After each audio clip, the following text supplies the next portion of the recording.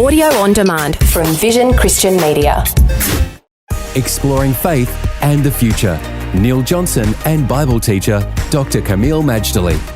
We're talking some more today about relationships and how we get it so wrong so often while looking for Mr. or Miss Right. There are some things that tend to mark generations, Camille, and let's talk about one of those today, the issue of narcissism. It's something of a not so complimentary way to talk about the current generation. Time magazine said of the millennials several things. None of them were compliments, by the way. They said that millennials had a sense of entitlement, that the younger generation millennials were lazy, they want everything on their terms, and then to top it all off, they're narcissists. Which, of course, brings us to the whole issue. What is narcissism? It's a word that's being used a lot. What is it and what does it mean? Well, the story is of a Greek nymph called Narcissus who went to the pond. He looked at his image in the pond and apparently he loved what he saw.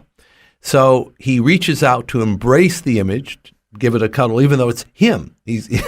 And as he reaches out into the pond to embrace it, he falls in. So basically, I guess we can describe it as both a form of self-love, a destructive form of self-love probably is the best adjective. How does it work out in practice? Well, the narcissist has a distorted, fanciful self-image which has little to do with reality. And they can practice seduction and then rejection. One moment they love you, next moment they don't. It's like the perpetual plucking of the daisy, the petals off the daisy. He loves me not, he loves me not. If you're dealing with a narcissist, that's pretty much how it'll be. One day it's love, next moment it's rejection.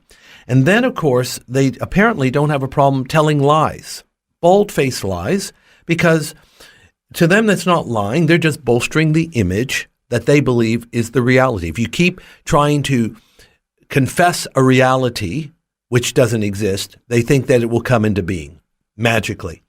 Now, a lot of this is what I've picked up, and I'm not saying how much it meshes with Scripture, but I do know that people will attract other people for their opportunistic reasons that we discussed in another program, or for narcissistic reasons. They almost like in some cases, some men like to have these pretty girls like Barbie dolls rather than as wives to be helpmeets and comforters. So it is a dangerous situation, and we need to be aware of it, Neil.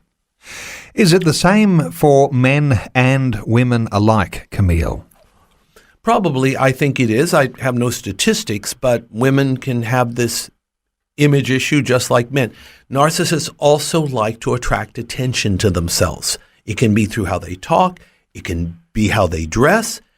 If they're like a guy and they go to the gym and they're all bulky, then they'll wear either a singlet or they'll wear a black T-shirt to accentuate what they look like. It's, again, a form of attention grabbing. But this is the problem.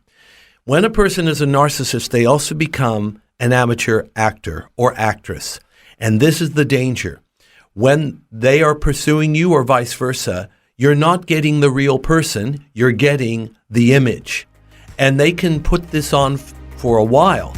But the key is, can you take the mask off before you say those words, I do? Faith and the Future with Neil Johnson and Dr. Camille Majdali from Teach All Nations. For more from Dr. Majdali, including books and DVDs on prophecy, Bible commentaries, plus today's and other episodes of Faith and the Future, go to vision.org.au. Thanks for taking time to listen to this audio on demand from Vision Christian Media. To find out more about us, go to vision.org.au.